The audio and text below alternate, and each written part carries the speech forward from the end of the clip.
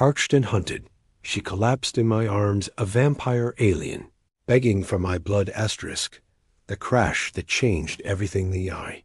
Rain hammered against the windows of David's remote cabin as he worked late into the night on his research. As a xenobiologist, working for the Global Defense Initiative, he had chosen this isolated location in the Canadian Rockies, specifically for its privacy. The work he was doing on alien DNA samples required absolute secrecy, and the constant buzz of city life had always distracted him from his true passion. A brilliant flash of light suddenly illuminated the forest outside, followed by a thunderous crash that shook the entire cabin. David dropped his microscope slide and rushed to the window. Through the driving rain, he could see an orange glow emanating from somewhere deep in the woods. This wasn't lightning, and it certainly wasn't a fallen tree. Grabbing his emergency kit and a powerful flashlight, David ventured into the storm. The wind whipped through the trees as he followed a trail of broken branches and scorched earth. The metallic smell in the air grew stronger with each step, mixed with something else he couldn't identify. After 20 minutes of hiking through the treacherous terrain, he found the source of the disturbance. A sleek, obsidian-black craft had embedded itself into a small clearing. Its surface gleamed despite the damage, and strange symbols pulsed. With a faint blue light along its hull, David had seen similar markings in classified government files, but never in person. This was definitely not human technology. As he approached cautiously, a section of the craft's hull suddenly hissed open, releasing a cloud of silver vapor. David instinctively reached for the emergency beacon in his kit, but froze when he heard a sound that made his heart race. It was a voice, feminine and desperate, speaking in a language he didn't recognize, but somehow understood the emotion behind it. Figure stumbled out of the craft and immediately collapsed to the muddy ground. David's training kicked in as he rushed forward, his scientific curiosity overriding his natural caution. The being before him was humanoid, but clearly not human. Her skin had a pale, almost translucent quality that seemed to shimmer in the light of his flashlight. Her hair was silver white and fell in waves around her shoulders, and when she looked up at him, her eyes were a deep violet that seemed to glow from within. She was wearing what appeared to be a form-fitting suit made of the same material as her ship, but it was torn and damaged. Dark fluid, presumably blood, seeped from several wounds on her arms and torso. But what struck David most was her expression, a mixture of fear, pain, and desperate hope that transcended any species barrier. "Please," she whispered, and David was shocked to realize she was speaking English, though with an accent he couldn't place. "I need your help. They're hunting me, and I don't have much time." David knelt beside her, his medical training taking over. "What's your name? What happened to you?" "I am Zara of the Valenti clan," she replied, wincing as David examined her wounds. "My ship was damaged in an attack. I've been running for days, but my life force is nearly depleted. I need—" She hesitated, as if the words were difficult to say. "I need fresh blood to survive." David's eyes widened as the implications hit him. The government files had mentioned rumors about certain alien species that fed on biological energy, but he had always assumed they were just stories designed to frighten people. Now, faced with this beautiful, desperate creature, the reality was undeniable. "You're what humans would call a vampire," he said softly, not accusingly, but with scientific fascination. Zara's violet eyes filled with shame. "That is your word." "For it, yes. My people have tried to evolve beyond such needs, but in times of extreme stress or injury, we must feed to survive. I understand if you refuse to help me. Most species do." David looked at this remarkable being, injured and vulnerable, asking for his help despite the fear of rejection. In that moment, he made a decision that would change both their lives forever. "I'll help you," he said simply, beginning to roll up his sleeve, The bond that shouldn't exist. The moment Zara's lips touched David's wrist, both of their worlds exploded into sensation. David had expected pain, perhaps weakness, but instead he felt an incredible surge of energy flowing between them.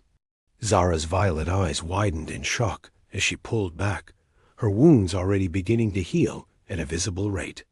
"This isn't possible," she whispered, staring at the small puncture marks on his wrist that were already sealing themselves. "Human blood should be toxic to my kind. We've tested this before. It should have killed me instantly." David examined his wrist in amazement. Instead of the expected bite marks, there were two small, star-shaped scars that seemed to pulse with their own inner light. "I feel different," he admitted. "Stronger somehow, more aware." Zara struggled to her feet, her injuries now completely healed. Her pale skin had taken on a healthy glow, and the translucent quality had become more pronounced, making her appear almost ethereal in the flashlight beam. "Your blood," she said, reaching out to touch his face gently. "It's unlike anything I've ever tasted. There's something in your genetic makeup that's compatible with my species." The rain had stopped, and the forest around them seemed eerily quiet. David helped Zara steady herself as she tested her recovered strength. "We need to get you somewhere safe," he said. "You mentioned that someone was hunting you." Zara's expression darkened. "The Dominion Council. They're the ruling body of my homeworld, and they've decreed that anyone who feeds directly from another sentient being must be executed. The synthetic blood substitutes they've created are supposed to be sufficient, but they're not. Not for someone with my particular heritage." As they made their way back toward David's cabin, Zara explained more of her situation. Her clan, the Valenti, were descendants of the original Valdris species, the first of their kind to develop the ability to process life energy directly from other beings. Over millennia, her people had tried to suppress this ability, seeing it as primitive and dangerous. But Zara's bloodline carried the strongest concentration of these ancient genes. "I've been hiding among humans for the past year," she continued, as they reached the cabin's warmth. "Your species fascinated me. You're so different from us, yet there's something in your life force that calls to me." David poured hot coffee for both of them, noting that Zara seemed to genuinely enjoy the human beverage. "What made you crash tonight? Were you being chased?" Zara nodded grimly. 3 Dominion hunters found my location. I barely escaped, but they damaged my ship's navigation systems. I thought I was going to die alone in your wilderness. But then," she looked at him with an expression that made his heart skip, "then I found you." David felt drawn to her in a way he couldn't explain. It wasn't just her otherworldly beauty or the mysterious circumstances of their meeting. There was something deeper, a connection that seemed to resonate in his very DNA. "This thing between us," he said carefully, "it's not just the blood feeding, is it?" Zara shook her head, moving closer to him on the couch. "My people have legends about something called the eternal bond. It's said that once in 1,000 generations, a Valdris will find someone whose life force is perfectly compatible with theirs. When that happens, both beings are forever changed." She took his hand, and David felt that same electric connection he'd experienced in the forest. "I think that's what's happening to us. David, your blood didn't just save my life. It awakened something in both of us that was meant to be." David looked into her violet eyes and saw his own feelings reflected there. Despite the impossibility of their situation, despite the danger they both faced, he was falling in love with this extraordinary woman from another world. "The hunters," he said suddenly. "They'll track you here eventually." Zara's grip on his hand tightened. "Yes, but I won't run any more. Not now that I've found you. We'll face whatever comes together." Outside, unknown to them both, 3 sleek ships descended silently through the clouds, their sensors locked on to the unique energy signature that their quarry was now radiating. Asterisk. Hunters in the night they attacked came at dawn. David was awakened by Zara's urgent whispers as she shook him gently. Her enhanced senses had detected the approaching danger long before his human awareness could register it. "They're here," she said, her violet eyes scanning the windows. "3 ships surrounding the cabin. The Dominion hunters have found me." David quickly dressed and grabbed his rifle from the gun safe, though he doubted human weapons would be effective against alien technology. Through the bedroom window, he could see strange, angular shapes moving between the trees, their surfaces reflecting the early morning light like polished metal. "Stay behind me," Zara commanded, and David was surprised by the authority in her voice. The frightened, injured woman from the night before had been replaced by someone who radiated dangerous confidence. "My abilities are fully restored now, thanks to you." A voice boomed from outside, speaking in the same melodic language Zara had used when she first crashed. She responded in kind, her tone defiant and strong. David couldn't understand the words, but the emotion was clear enough. "What are they saying?" he asked. "They're ordering me to surrender and submit to execution for violation of the feeding prohibition," Zara replied without taking her eyes off the windows. "I told them they'll have to kill me first. What about negotiation? Surely there's some way to reason with them." Zara's expression was grim. "The Dominion Council doesn't negotiate with what they consider abominations. In their view, I've already contaminated myself by feeding on you. They'll kill you too, just to eliminate any evidence of what happened." The front door exploded inward, with a sound like thunder. 3 figures entered the cabin, moving with fluid grace that was definitely not human. They were tall and slender like Zara, but their skin had a darker, more metallic appearance. Each carried weapons that hummed with energy, and their eyes glowed with a cold silver light. The leader, distinguished by more elaborate markings on his armor, spoke again in their language. Zara responded with what David assumed were insults, based on the way the hunter's expression darkened. "Last warning, Zara," the leader said, switching to English. "Submit to judgment, or we will take you by force." "I claim the right of bonded combat," Zara declared, stepping forward with her hands raised.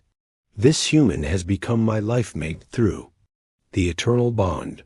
By the old laws, you cannot execute me without first defeating my bonded partner." The 3 hunters exchanged glances, clearly surprised by this development.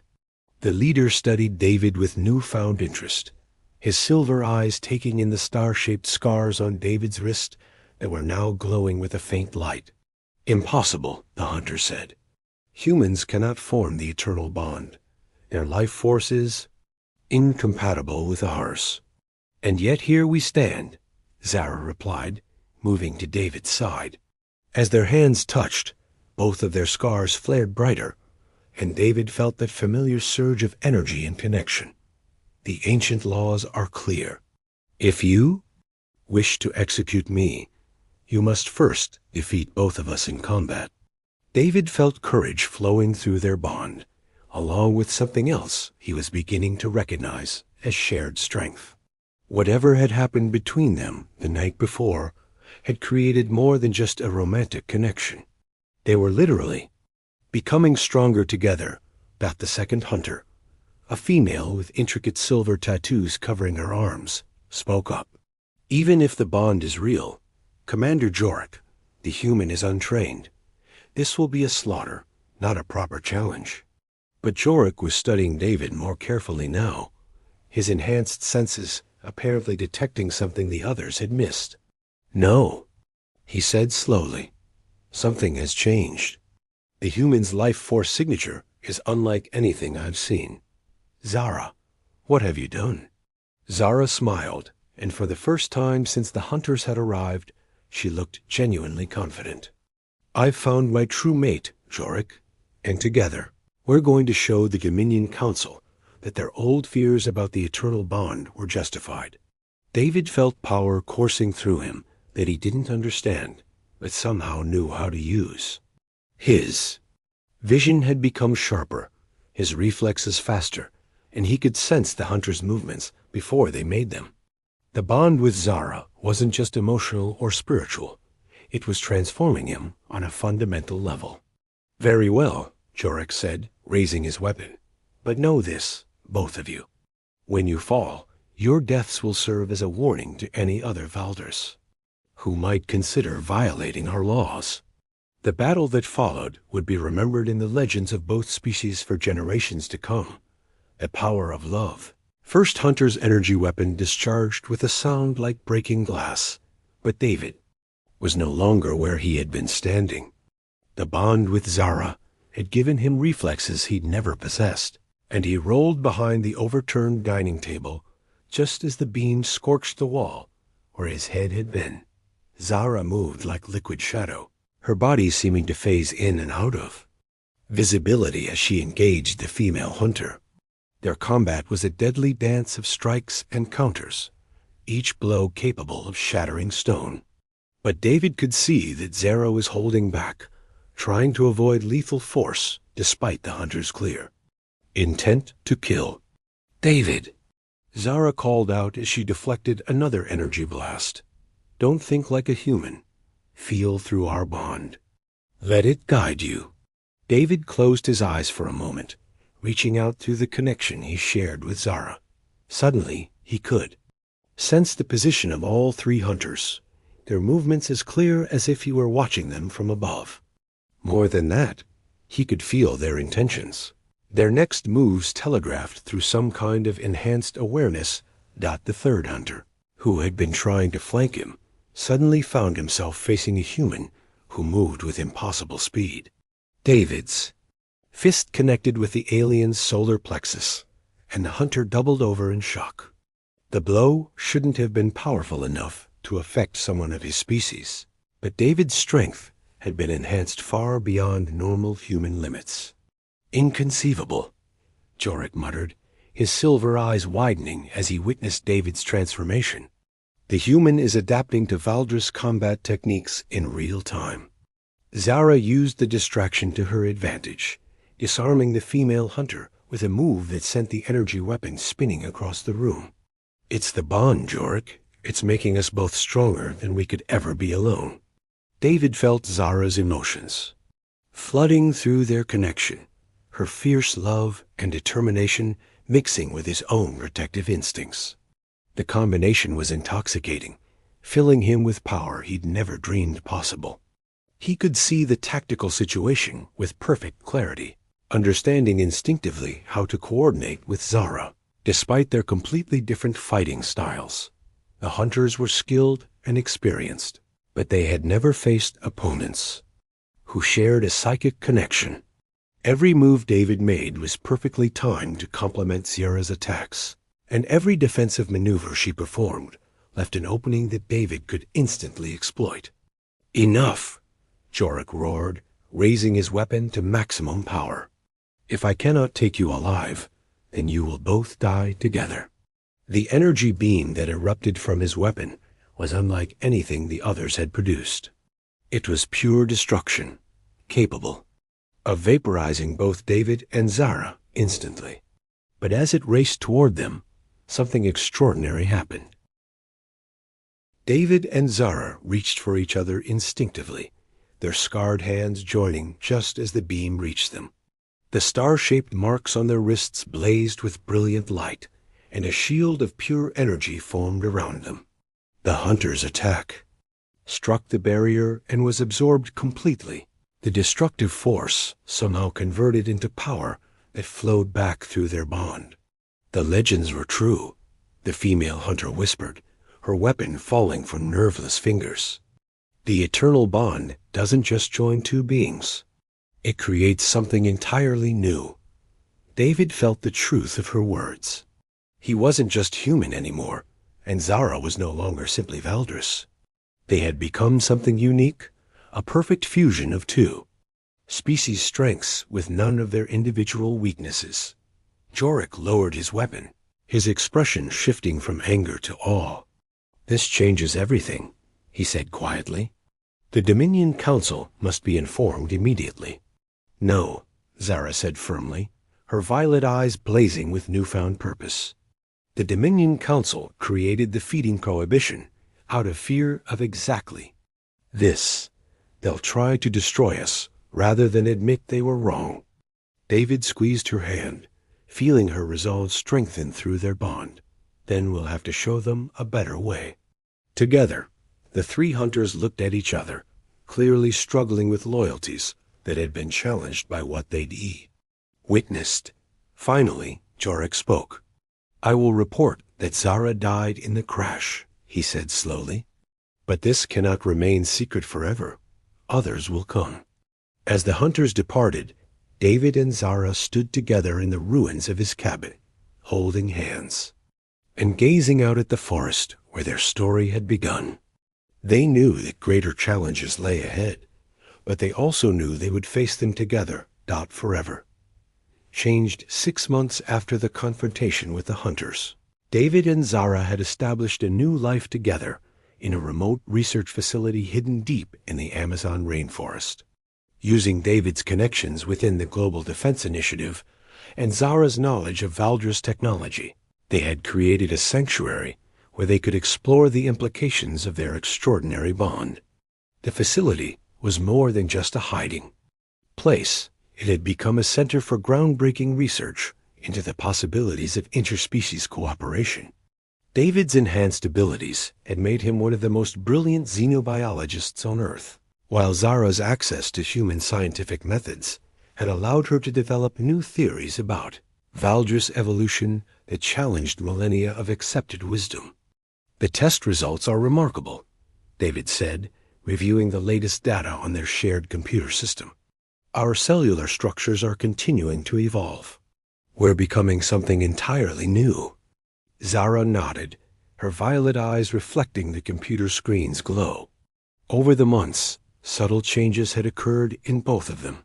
David's eyes now held flecks of violet, while Zara's skin had taken on a warmer, more human-like quality.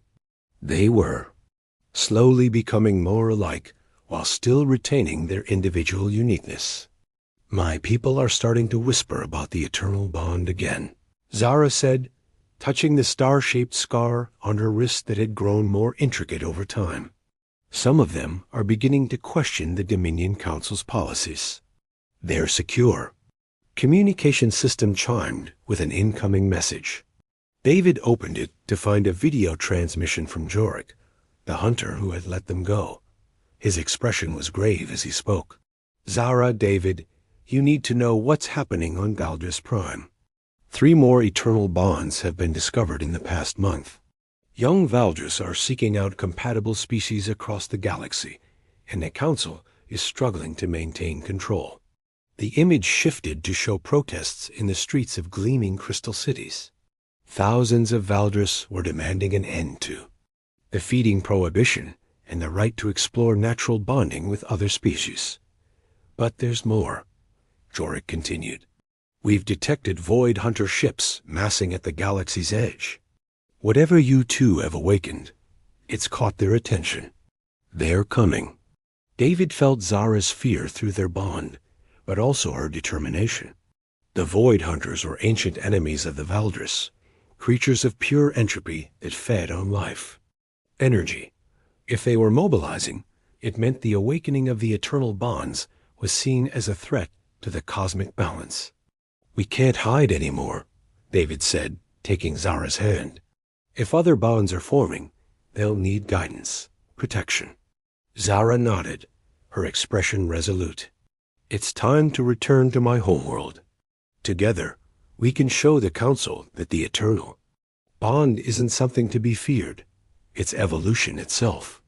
As they prepared for the journey that would take them to the stars, David reflected on how much his life had changed since that stormy night when Zara had crashed into his world. He had gained not just a soulmate, but a purpose that transcended anything he had ever imagined. The small ship that would carry them to Valdris Prime hummed with hybrid technology, a perfect fusion of human ingenuity and Valdris engineering. As they lifted off from Earth, David looked down at the planet that had been his home and felt a mixture of sadness and anticipation. "Whatever happens," he said to Zara as they entered hyperspace, "we'll face it together." Zara smiled, her hand finding his as the stars streaked past their viewport. "Forever and always, my eternal love." Their story had begun with a desperate plea for help, but it had become something far greater. They were no longer just David and Zara. They were the first of a new kind of being, pioneers of a future where love could literally transform species and reshape the galaxy itself. As their ship raced toward an uncertain destiny, the star-shaped scars on their wrists pulsed in perfect synchronization, a visible reminder of the bond that had saved them both and might just save two entire civilizations. Behind them, Earth continued its orbit around the sun, unaware that the future of interspecies relations had just departed for the stars, carried by two hearts that beat as one across the vast cosmos.